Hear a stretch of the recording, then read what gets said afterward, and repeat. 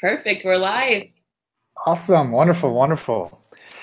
Well, this is great. This is episode 2 of the new Rachel and Chad show. So I'm excited about this one. Going to be talking about a lot of good things. But before we get into it, what's going on with you, Rachel? How's everything? How was your weekend? What's been happening in your life? My weekend was great. It was quick as always, but a new focus I have is being outside. I don't get enough time outside, and I actually realize how much my body craves it. Like, I have to have the sun. I have to have the nature. Like, I absolutely love it. It's like my energizer. So over the weekend, I went to the beach and I absolutely loved it. Yeah, you guys are lucky in California. You have the beach and go there every day, watch sunsets. Good for you. How about you? How was your weekend? That was great. I spend a lot of time in nature too. Like most of the time on the weekends, I take like an hour walk in the evening, another hour walk in the afternoon. I mean, in the morning and evening with our dog Maya. And if I can, I like we live by a lake, so I usually sit under a tree, play guitar, and sing music like all day. But it's been really, really hot lately. So I elected to stay inside and play music inside. I've been playing a lot of Yawanawa songs. You know, for those who don't know, I spent a month in May, the entire month, living with indigenous people because I'm so fascinated with Native people and communities and tribal environments. But I went down there and lived with these people, and they taught me all their songs. So I've been playing all of them and singing them, and I love it. It's like the most fun thing to do. So yeah, that's what I did. And Brenda was just like listening to me sing. So yeah, it was fun. Put them on here. That'd be awesome to see. Yeah. I'll have to play some music sometime. It's fun. So, awesome. Well, cool. Well, why don't we get into today's topic? So I wanted to start out with talking about establishing your why and why it's so important. It's one of the first things that we talk about when people come into the challenge is getting really clear with yourself about why exactly you're doing this. And I'll first say that your why, which is essentially your mission or your main goal, your big goals, it's more important, much more important than your what or your how. So it's more important even than what you're eating or how you're going to plan your meals or all those things, because your why is essentially your intention. It's the direction that you're going to go, and you're going to will it into existence no matter what. So what we suggest doing is first making sure that why is coming from you. It's not coming from, you know, something your spouse said or like your doctor even. It's something coming from you and deep inside of you, where, you know, you sit down and you create enough space that you get clear on your intention and what it is you're going to accomplish. And when we ask that simple question, why are you doing this challenge? What are these 30 days all about for you? It's important that when you answer it, you know, let's say I'm here to lose like 15 pounds, right? Ask the question again. Just keep going deeper. Why is losing 15 pounds important to you? Well, it's losing 15 pounds is important to me because I want to fit in my skinny jeans, right? So why is fitting in your skinny jeans important to you? Well, I want to fit in my skinny jeans so like my husband looks at me in a certain way, you know? It's like, why is it important for your husband to look at you in a certain way? And if we keep digging down like further and further, we're going to get closer to something that has to do with a feeling, right? A feeling that feeling has to typically do with like connection or self-love or some sort of worth, right? But it's so important that we get clear on the feeling that we want to have. And then if we can verbalize that into a statement, a why statement. I'm doing this challenge because I want to accomplish this in a certain statement, right? And when we have that, what I highly suggest people do is they write it out. You know, they write it out and they look at it and print it up on their mirror every single day. When they wake up, the first thing in the morning is they read it out loud and then look themselves in the mirror and then imagine themselves having already achieved that goal. And when that happens, you start aligning your thoughts, your feelings, all your words, and all your actions towards that intention. And you become the creator of your life as opposed to the victim, right? So the way that we've been very much conditioned to believe is that we're victims of the things that are happening to us, or victims of our diagnosis, or victims of our genetics and things like that. And when that happens, we get pushed around by life, right? So when challenges come, or when resistance comes, or like, you know, anything to do with like changing your life, especially with your diet, your food, nutrition, your lifestyle, like when those challenges come, it's important that you're rooted in that strong why, that intention. Otherwise, you get veered off track, right? When the early sailors were exploring this globe, they used the stars as a compass to go in a certain direction. It's not to say that sometimes the boat would go over here, sometimes the boat would go over there, sometimes a storm would come, they get completely turned around, but they always kept going to the stars, right? Their intention, and that's the direction they're going. In the same way, that's your why, right? That's why it's so important to do that. And it gets us out of victim identity, where we just get pushed around, and into the creator of our life, where we learn how to take responsibility. And this goes for like anything, right? Like anything you want to do in your life, whether it's reclaiming your health or getting a job or making more money or establishing better relationships, all those things can be done with your intention. Now, I'll also say that it's also important to understand what like the gremlin voices are trying to do, because they have a mission too. They're trying to do something too. And I like to call it the shadow, right? Like the part of us that we hide, we suppress, we deny.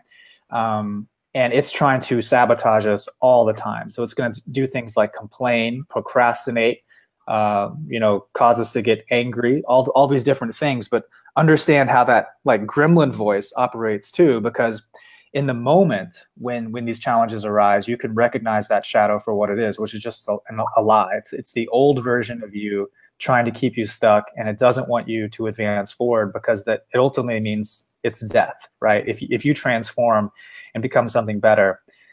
So it's just critical that you yourself understand your intentions, but you also understand what the old small self you is trying to do. So does that make sense? You feeling me there? No, I do completely. Because anytime that people like face a hard moment, like, oh, I'm craving something sweet, or, oh, that looks so good, one piece of bread won't hurt me. You go back to why, and you're like, no, this is why I'm doing what I'm doing. Like it so makes that little piece of cupcake or bread or something seem like not worth it, because you go back, you have a strong why, and it'll completely push that away where it's not even worth it. Don't eat it. Yeah. And there will be things like, we always hear this, like coworkers bringing, really toxic foods on Friday, and like going out to eat, and everyone can have this food, but I can't, and poor me, and like it gets you in the poor me mentality. And it's just like, no, I'm taking a stand for myself. I'm doing something. And this is transformation, right? I mean, and what happens eventually is the individual transforms. And then we start seeing like everyone around them, like their family, their coworkers, all kind of start wondering like, well, how'd you do that? Like, what was that? Like you lost like 20 pounds in 30 days. Like, what was it? And they didn't want to be a part of it. And deep down, everyone wants to feel better, but no one's quite willing to take a stand for themselves. So that's, I mean, I remember like last week I was looking through the Facebook thread, and I saw someone kind of getting sad because they were going to their granddaughter's birthday party, and they were like, if they didn't have their granddaughter's birthday cake, they made it mean that they were going to ruin the entire birthday party. It's like, no, it's not what it is at all. Like you're making it mean that, and that's not the case, So this is so important that we before we do this, we get clear on what it is our intention is, and then let that be the thing that dictates us moving forward. I agree. I completely agree. I like it. Yeah. Awesome. And I like digging deeper and realizing the feeling of it too, not just saying, I want to be thin. It's like, why? What does that mean to you? So I absolutely love that people have to sit back and think and actually write down, like, what would that mean? Like, what would that feel? What does that look like? What is that? What could it possibly be? Like visualizing what being thin or being, eating healthier, what will that look like on a piece of paper, or feel like, taste like, feel, all the different senses. Yeah. It really comes down to the feeling, right? Yeah.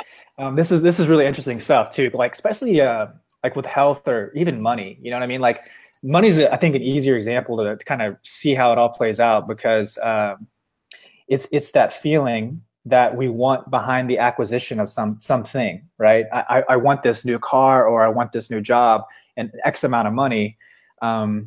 But it's really the feeling that we want behind those things. And we forget that we can actually start feeling that way right now. And it's the feeling of feeling that way right now that actually brings those things into our life. It's really interesting because, you hear about people winning the lottery, right? They win all this money, but they haven't quite dug deep and gotten down to the belief of being someone who's worth having that money. So very quickly, many of these people, because they haven't changed who they are on a being level, they start acting and speaking and living in a way as someone who's still poor, and they end up losing all their money very quickly, even though they won the lottery, right? Because they haven't transformed here. They just changed what's happening in their bank account. And that a true transformation is changing yourself on the being level. And yeah, the feelings are where it's at. Like, there's no doubt about it. So wonderful. So very, very, very important to establish a strong why and understand before beginning. Yes. And I would love to hear people's whys, you know, if they want to post them and really kind of share that with us. I think it's so important that you verbalize it and state it. So, you know, for the people that are watching, you know, please share that with us. We'd love to hear about it. Yeah, I saw one yesterday, and it's great because they're in a safe environment. So I saw one comment yesterday where this lady posted her why, and she's like, I like it. I can put my comment here. I can be held accountable. I can put it on paper so I can see what I want to do. But at the same time, I'm in a safe place where I'm not going to be judged. So it's a great environment that people can feel comfortable doing this. And I love hearing that and seeing that. Awesome. Super cool. Very cool. And it looks like we're still having trouble where we're not seeing the feed again. So, yeah. Yeah, maybe in my house the Wi-Fi is a little slow. I don't know. We'll have to figure that out. I don't know if like some days it's better, some days it's worse. Maybe I can turn off some of the. At least you're not pixelated today. We have perfect visual today, so I like it. Oh, that's good. Yeah, I'm closer. So hopefully that makes a difference. Let me turn off the Wi-Fi on my other devices here. Hopefully that helps. We'll just do the best we can. Yeah, but in the meantime, I have been collecting questions this week. Awesome. So if you want, we can jump right into those. That sounds great. Yeah, let's do it. All right. So this one's from Betsy Stone. She wrote, is sunflower oil considered a healthy fat? No. Go ahead. Is cane sugar an option in small portions after the 30-day challenge? Because it's in my almond yogurt milk. And is sprout bread an option after the 30-day challenge? I'm missing eating bread and pasta the most. Thank you for doing this. I really enjoyed the last one. Awesome. Yeah. So regarding the sunflower oil, that is not a healthy oil. That is not something you want in your house. It's a polyunsaturated fat. It's very unstable. It's going to be very inflammatory to the body. And, you know, the reason is it's missing all the bonds that make it stable when it's under high heat. You know, that's when it's most dangerous, is when you take that polyunsaturated fat and you use it under high heat. It becomes very inflammatory to you. Also causes a lot of free radicals and accelerates aging. So definitely, like, do not have that in your house. Like, there's no reason you should have that fat. You're better off, you know, cooking with things like ghee or grass-fed butter or coconut oil under high heats, and you know, under lower heats or as a topper, using things like olive oil. Avocado oil would be another good option that you can use under a high heat, but try not to use any sunflower oil, vegetable oil, canola oil. Now, when you go out in public, when you go to a restaurant, sometimes it's impossible to eat in places where they're going to have those cheap fats, and that's why they have them, because they're very cheap and they have a long shelf life, and that's okay. That's okay. It's just why it's important to know that, like, when you're at home, do the best you can. It's also important. This is why we say, you know, take a good quality fish oil or krill oil. And, you know, if you can, try to choose quality meats that are, you know, grass-fed, free-range chickens and all things like that. What that does is it gets you a lot of omega-3 fat and really minimizes the amount of omega-6 fat, which is what sunflower oil has, which is inflammatory to the body. So definitely try to minimize that. As far as cane sugar after the challenge, it's so funny because, like, everyone's done. They're like, I just want the sugar. What's the best sugar? Yeah. So, yeah, I mean, if you're going to have sugar after the challenge, you know, I mean, first kind of think about where you're at, you know, like, have you reached your goals? Are you happy? You know, like, you know, are you fitting in the pants that you wanted to fit into? Like, are there still any health issues that are going on? How's your skin? How's your energy? And if those things are not good yet, I would say keep going on a more strict form of what we're doing here and stay on that path until you reach those goals. That way you have like a baseline of good health. That's what the 30 days are really all about. But, you know, sometimes for some people that it takes 90 days. Who knows? You know, it's just different based on context for everybody. But we're just trying to get a buy-in with 30 days. But when it comes to bringing things back in, yeah, I mean, cane sugar would be okay. You know, stevia would be okay.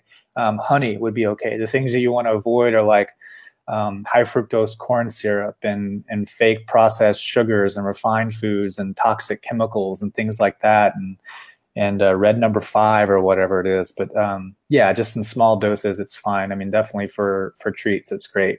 You're much better off with real sugar than fake sugar. You're much better off with stevia than the fake stuff, you know? So yeah, that's fine. In regards to the sprouted breads, when you're bringing these things back in, when you're bringing grains back in, it's always best to first start with like non-gluten containing grains. So that would be like corn, sourdough bread. That would be a better option for you here. But try to have these non-gluten containing grains first before you have gluten containing grains like rye, barley, and wheat, like things like that. So even if they're sprouted, which is going to help with the proteins and make things more digestible, you're better off with non-gluten containing grains first. So like if you're going to choose a bread, I would choose something like sourdough bread because it doesn't have gluten and it's typically sprouted, right? So you're much better off with something like that. And when you bring it back, find out if it's giving you a negative impact or not. So have it for like breakfast, lunch, and dinner, and then wait like 2 or 3 days, and then see if it impacts your digestion in a negative way, or your mood, or your skin, or anything like that. Like look for all these biomarkers around how you feel, and you'll know really quickly whether or not that particular food is right for you. And this is kind of goes back to like, not everybody's the same. Not everybody's going to do well with sourdough bread, Not everybody's going to do well with gluten. Some people, it doesn't impact them that much at all. Some people it does, but it's just like bring it back one at a time. Pick a day where you have it for breakfast, lunch, and dinner, and then wait, go back to normal strict paleo for 2 or 3 days, and then see how you do. And that's a good way to tell whether or not it's right for you. Yeah, I miss pasta too. It's great, but that's what we have zucchini noodles for, And what's that? I love the spiral veggies. They're a great substitute. Yeah. I mean, that's an easy thing to do, and make your own, like Prego sauce without a bunch of sugar in there, and it's great. So there's other ways to do things. Just be really smart about it. So wonderful. Yeah. All right, we'll jump into question number 2. So this is Karen. She goes, how can we get over plateaus and losing weight? Yeah. So first thing I would do is like always look at the basics, because a lot of times when people are on a plateau, there's something big with the basics that they haven't quite addressed. So it's looking at things like a lower carb paleo-ish diet, right? So meat and veggies and good fats mostly, and not overdoing nuts and seeds. It's looking at the quality of your sleep, making sure you're getting like 7 to 9 hours of sleep every night, and yes, it can block your weight loss, your weight loss. Making sure you're moving every day. One thing that we suggest is like taking a morning walk and an evening walk, anywhere from 10 to 20 minutes, both of them. But also moving throughout the day, like setting a timer where you get up and move every 30 to 45 minutes for about 5 minutes. And then, drinking enough water, which those are big things. Like, so like if you're not taking care of those things first, then take care of those things, whichever one is missing the most. I forgot to mention stress there, but many people are dealing with a lot of stress in our life, especially now that we have so much like pings and notifications and emails and things like that. But if you're someone who's just like constantly thinking and in that way, like worrying about a lot of things that aren't all that important, then your body is going to perceive all those things as threats, right? And it's going to put your body in a very much a sympathetic state where it's worried about, it's got to fight something or flee some situation. And when that happens, it negatively impacts your hormones. It negatively impacts your digestive system. All of that impacts what you're calling weight, right? So breathing practices, meditation, just learning to be calm and being less reactive, I think is incredibly important for a lot of these people. So some tips and things that I would look at though. Number one is like try fasting. I think that's like the easiest thing that you can do. If you've done the 30-day challenge and you feel like you're pretty solid with a whole food diet, and you're taking care of all those other things we talked about, try skipping a meal. Try skipping breakfast, 2 or 3 times a week, and just see how that feels. Try eating a little less. Try eating when you're 80% full with all your meals, because a lot of people are just in the habit of eating for the sake of eating. and it's not really conducive to weight loss goals. I would also say is, start doing more variation with your movement. So like weight bearing exercise, lifting weights, like doing things with a barbell on you can be extremely helpful. Doing things with dumbbells, like getting up and down from a chair, holding a dumbbell is a real simple thing that someone can do. Just carrying dumbbells like suitcases can be very helpful. Picking them up off the floor and, putting them over your head can be very helpful. But weight bearing exercise is incredibly effective to help you lean out. And that's another thing I want people to get clear on is like, it's not necessarily that you want to lose weight. It's that you want to lose body fat and retain muscle. Like sometimes you may not even lose weight, but your pants are different because you've retained muscle and lost body fat. And that's like what we're really going for. That's the good thing. With your movements, I would always suggest that you do things that involve multiple joints moving at once, right? You're going to get more done in once. So like, let's say like when I do a bicep curl, right? I'm only moving my elbow, right? But let's say like I did like a row, in that way, I'd be moving my shoulders and my elbow, right? And let's say like I lean back, I'm also now demanding more from my core, instead of like doing a quad extension where you're sitting in a chair, like the exercise machines at the gym, and you just kick your leg out and you're just using your quad, you're better off standing up and down from a chair, where you're using your glutes, your hips, your hamstrings, your core, all that at once. So try to use movements that get you moving as many joints as possible. And I would say work on an on-off rest period. So like do something for 30 seconds, rest. Do something for 30 seconds, rest. And pick like 2 movements and just do that for like 10 to 15 to 20 minutes, like whatever is workable for you, but keep it really, really, really, really simple. Yeah. Wonderful. What's a great weight that you think people should start at, like when they first start using weights? So it's a weight that it's going to be different for everybody, but it's a weight that doesn't negatively impact their form, right? Mm. So if the weight is so strong that, like, let's say you're squatting and it's so heavy that now you're coming forward and your shoulders are forward and like your knees are caving in, but because of the weight of the load, then it's too much. You need to lighten up and do it with perfect form, because movement quality, just like food quality, is so important. And we have this, like, I'm a physical therapist, so I'm kind of like, real stickler with movement quality.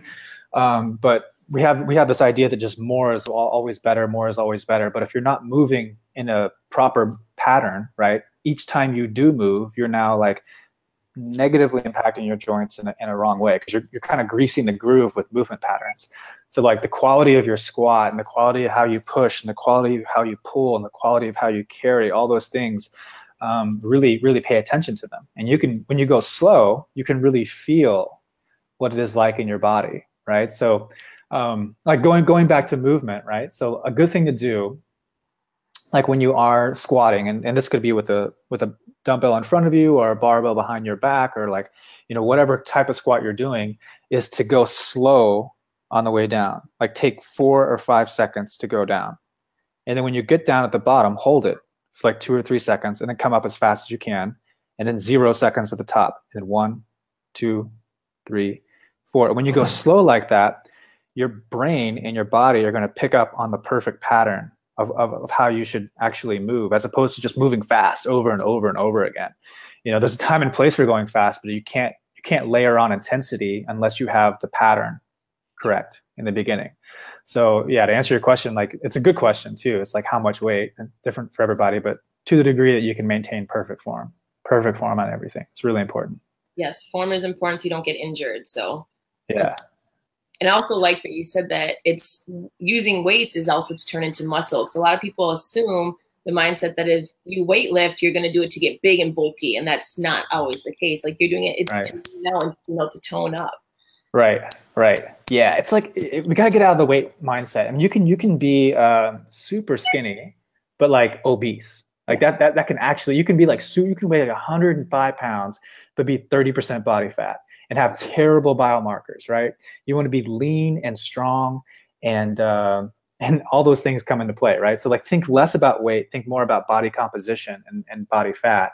But know that like in order to have strong muscles, and you do need strong muscles, like strong muscles are going to be the things that keep you upright as you grow older and help you with your balance as you grow older and prevent you from having falls and things like that. Like you need strong muscles, right? And allows you to function in society too. But it's about quality movement and just choosing the right load for you. But like when it comes to movement patterns, think of like squatting, pushing, pulling, carrying, and bending, right? Those are like the 5 basic movement patterns that you want to be thinking of. And just pick any one of them and do like 2 movements and do A, B, and then 30 seconds on, 30 seconds off. And now go to movement B, 30 seconds on, 30 seconds off. And that's a very simple way that you can like really boost your results for sure. Wonderful. Yeah. And I'm going to move on to the next question because you did touch on it a little bit, but on hydration. So we have a question from Dorothy who wrote, water, I know it's so important to drink half your body weight in ounces, but I know it's good for filling up, flushing out bad toxins, but is it really necessary to do that much? In days, I find it hard to drink that much, but I was just wondering, will it truly make a difference? Yeah. So it's just a marker that we want you to try to hit and see how that feels. And as far as like water intake, it is going to be different for everybody. Someone who's more active will need more water. Someone who is in high altitude or a hot climate will need more water, as opposed to someone who's in a cold climate and not moving much. So it is going to vary from person to person. And like, what we're trying to do here is give a general prescription for everybody. And we also, the reason why we want that is yes, to clear out toxins and yes, to kind of flush the kidneys and all that stuff. But we also want to like stop drinking other things. So we want to stop, we're doing that. So you stop drinking Cokes, so you stop drinking juices. So you stop like chugging coffee all the time, right? So it's just about putting good hydration in you. Our recommendation is just to try it and see how it is. It sounds like a lot, but it's really not. It's really not that much at all, especially when you do things like drink water first thing in the morning, and then you just space it out like every hour and a half, every 90 minutes, just have a big glass of water. It's really easy to get that. But yeah, I mean, to answer your question, like some people don't need that much water at all. Some people do. Depends on a lot of different factors. Just think about those things, Great. Yeah. Perfect. I think she said something about alcohol too, and I will say that like, people get very protective of their alcohol, and it's like a nightcap, right? Like coming home after a long day, and like I just want to have my wine, just leave me alone, It's like, let's just like look at that for a while. First of all, alcohol is not healthy on any level. Like I don't care what they say about resveratrol and red wine, like it's not. You're gonna have to drink like cases and cases and cases of wine just to get the beneficial levels of resveratrol, right? So just get that out, get that mindset out of the way, right? Alcohol gets sugar. It gets broken down into sugar in your bloodstream, so it's harmful from a blood sugar perspective, from an insulin production perspective. It's not good for you. It's damaging to your liver, your kidneys, all those things. And just kind of take a look at the fact that like you may not want to get rid of alcohol. If it's a problem for you to not drink alcohol for 30 days, alcohol may be a problem for you. You may be depending on it to deal with some things that are going on. You may be depending on it to deal with your anxiety and your worries. And it's like, this is kind of where we're getting at. People kind of run away from those things rather than addressing them head on and facing them. So I'm kind of sensitive to these things because like I've had a lot of family members that drink high amounts of alcohol, and I've seen it do negative things to them. I just really encourage people to look at their relationship with alcohol. It's not a healthy substance at all on any level, and it's something that's very much accepted in our society as the norm. And it's hard to, some people feel like they have to drink to go in social situations, but that comes down to like just being comfortable with yourself, So just look at that. Just look at that for a bit. That's great because we have a lot of comments about that where I have to have my glass of wine with dinner, or I can't have dinner without my wine. So it's an interesting perspective to look at. Is there something else that I'm trying to hide or push aside? Yeah. It's a great way to look at it. Yeah, people they don't really know how they'd feel without alcohol, because they've been drinking since they've been drinking, and they haven't really stopped. But and I used to do it too. Maya. She agrees. No one. Yeah. I drank in college and I drank after college, but I completely stopped, and I feel amazing now. But I didn't know how amazing I would feel until I stopped drinking alcohol. We don't tell people like you have to stop drinking it, because we know that making food changes in and of itself is enough. But like, if you want to boost your results, like, quit drinking alcohol and just see how you feel. Like, you'll feel amazing. Your mind, your energy, your creativity, everything. Because I'm a big believer that it's affecting our society in more ways than we know. You know, it's kind of like when we look back and like everybody used to smoke. We look back at those old movies like, why did everybody smoke? Like, they didn't know it was so bad for them. Oh my gosh, it's like causing all these problems. But I think like in the same way, everyone's drinking. We're not quite aware that it's causing more problems than we let on. You know. It's true, because I mean, social settings, like, you feel weird if you're not holding something in your hand. When you go to an event with, like, people feel like, okay, if I don't have something, people are gonna be like, why aren't you drinking? Or they're gonna feel judged. So that peer pressure, feeling like, I have to fit in, is something we all have to get rid of. That mindset is like, no, stand up for yourself and what your health is, and have a glass of water. You don't have to have, a beer or something. Yeah, just get a glass, put some ice in it, put a lemon in there, put a lime in there. Like, say they don't even know what it is. It's fine. Yeah. Great. Well, speaking of when we are addressing water, is Carol wanted to know about alkaline water and what your thoughts on that was. Yeah. So the whole alkaline acidity thing, and I'll first say it's like so confusing because there's so much information out there. Like, you'll look at some person and they're like, if you just consume alkaline foods and put your body in an alkaline state, you'll never get sick. Oh my gosh, it's a miracle. We figured it out. And like, it's just not the case. It's not that simple. First of all, like, what is being measured when we're looking at alkaline and acidic states is they do it by breath or saliva, or they do it by urine, right? And neither one of those correlate to or really show what's happening in our blood. So it's really our blood that we're going for there. And your body's very good at homeostasis and putting the alkaline acidic levels, your pH at a very good place, right? So if you went below that or way above that, like, you would like die. Your body's like very good at finding it itself, right? And sometimes the breath or the saliva or the urine will excrete acids because it's doing what's naturally supposed to do, right? So oftentimes the advice is just eat alkaline foods, just drink alkaline beverages, and you'll be fine. But like, well, I mean, meat is very healthy for you. Like, good quality meats are very healthy for you, but they're acidic, right? So like, what are we going to just not eat acidic foods? I mean, so it's not a very good idea to have that thinking. And like, we still see people in alkaline states with urine and saliva still have disease, right? So the correlate, it's under a lot of assumptions there that aren't really backed by scientific literature, right? So I would say, like, don't worry too much about the acidity or alkaline or pH level of your water. What's much more important is that the water is clean. That it's free of parasites, that it's free of pathogens and viruses and bacteria, that it's free of heavy metals. All of those things are far, far more important than the pH, right? And you could spend like $5,000 on an alkaline water system, but it doesn't like filter out any of those things, and you're still consuming those things, right? You could spend like $4 on a plastic bottle that says I'm alkaline water, but like forgetting that like the plastic has been transported and it's been heated, and like toxins get secreted into that water, and it makes you sick, right? So you're much better off making sure your water is clean and using a good quality filtration system. So like the one we use at home, we use a Berkey system. Like it's awesome. It's like you just pour water up top. You can probably see it. It's like a gray thing back there, right? See the flowers? Oh, yeah. So it's great. That's what we use at home, and we also have like a travel thing that we use with like an Alexa Pure water filter. It's one of the things that we encourage people to get during the 30-day challenge. But both of them filter out all those things I was talking about, like the parasites and bacteria and the viruses and the heavy metals and all of that. It's much more important that stuff get taken care of, and put your focus there as opposed to just like pH balance, right?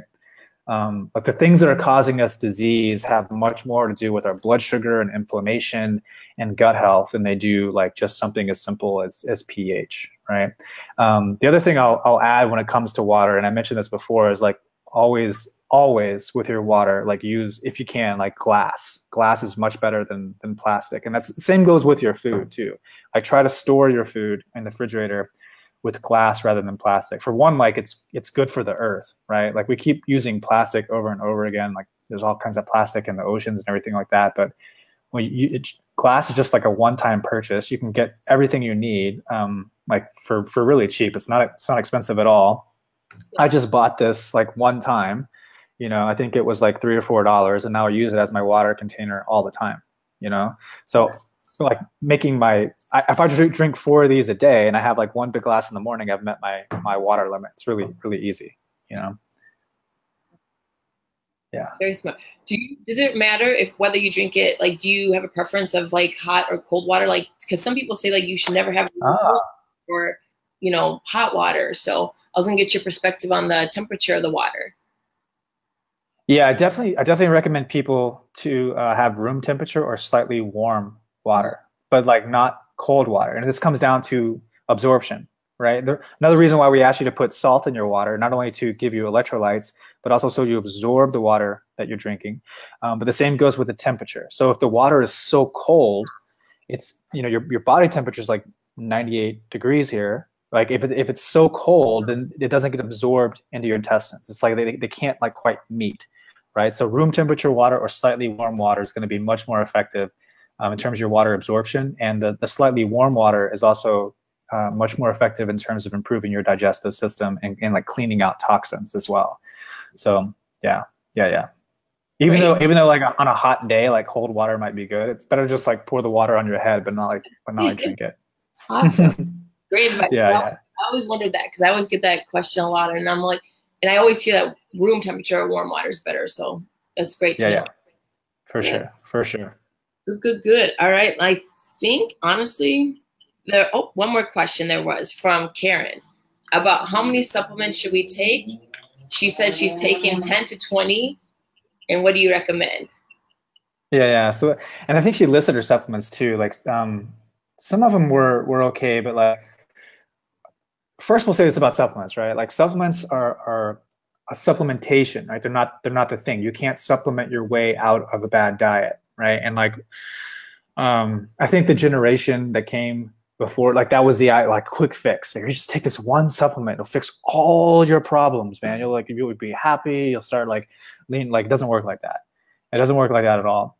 So the whole, like if you're gonna, first of all, it's like if it's a money issue and you're wondering like where you should spend your money, like before you spend a dime on supplements, make sure you're taking care of your diet and whole real food nutrition, right? That's the priority. But after that, the supplements can be extremely helpful in many cases if you want to like get to a thriving level, very necessary. But the supplements that we recommend are things that are going to support the foundation of good health. So things like your blood sugar, things like your gut health, things like inflammation, right? So what we recommend is krill oil. We feel that's superior to fish oil because it's much better absorbed in the bloodstream because of the astaxanthin in there. So it's an antioxidant. That's going to help balance out your omega-3 to omega-6 ratio. So it's going to help with inflammation.